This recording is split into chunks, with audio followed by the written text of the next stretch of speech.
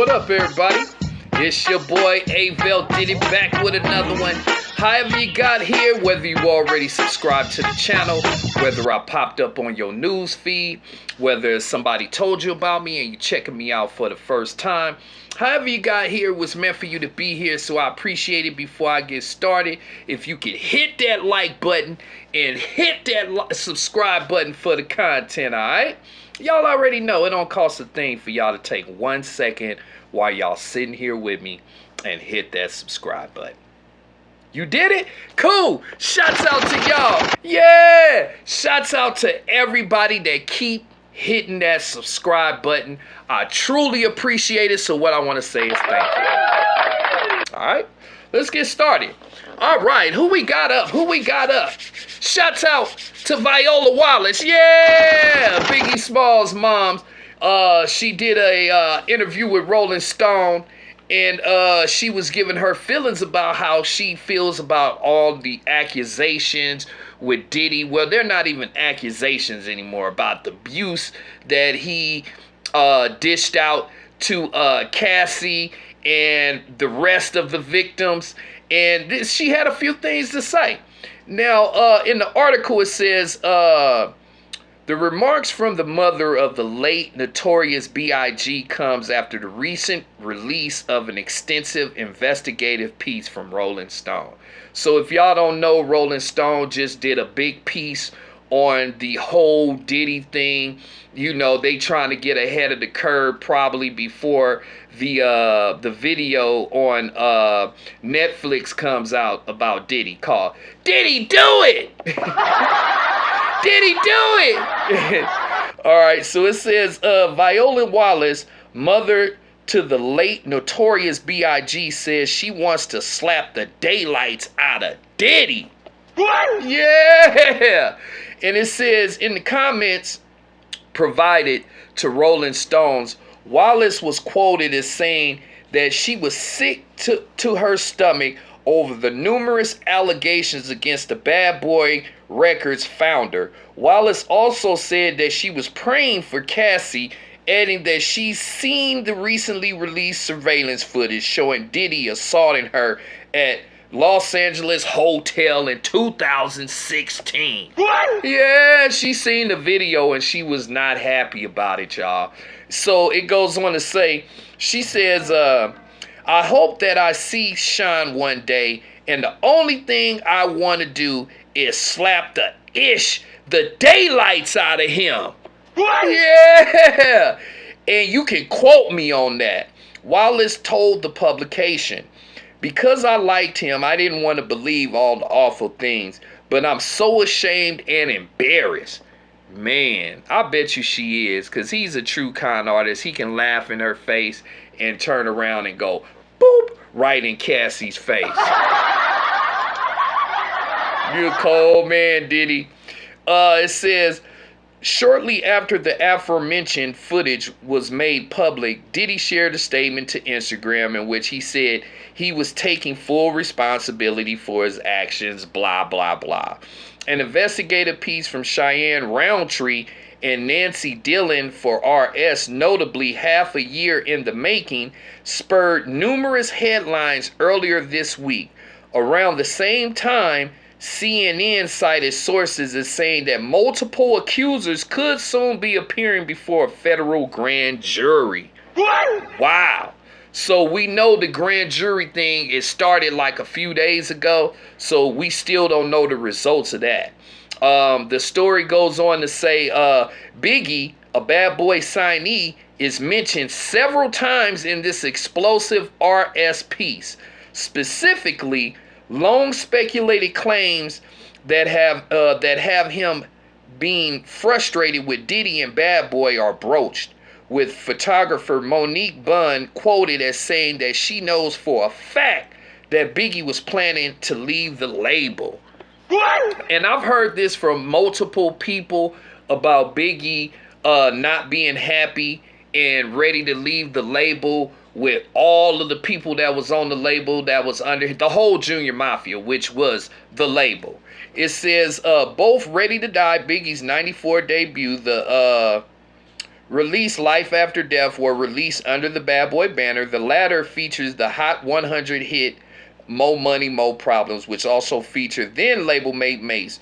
During a recent episode of his Cameron It Is What It Is podcast, Mace, who released 3 albums through Bad Boy, said he was saving takes on Diddy for the documentary.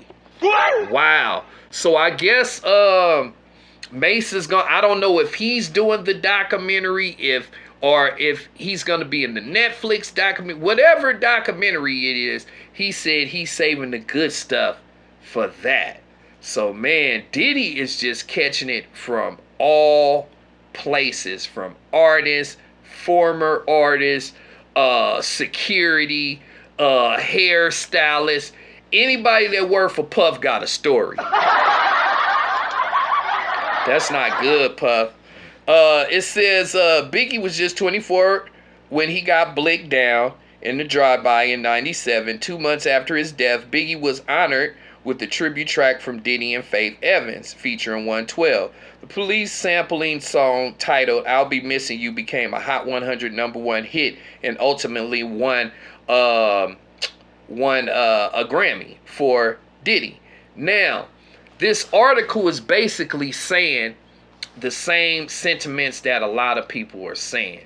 And it's like after the videotape came out, everything is on the table as true with Diddy.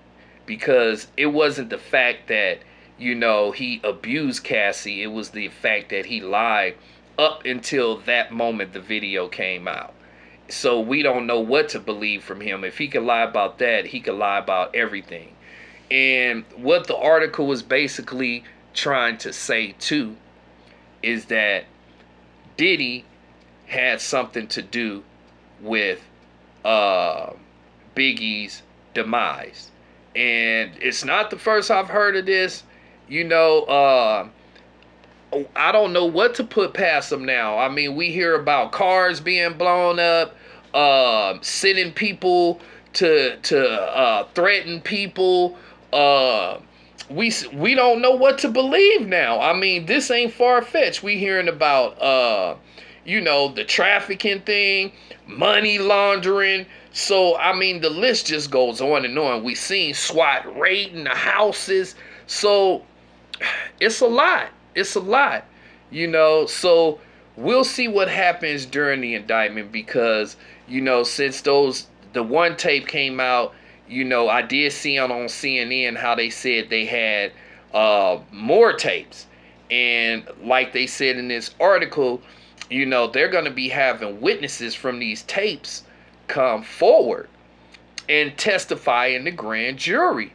So, you know, and, you know, I was seeing here, like, they got articles showing the kids, you know, Diddy Jr.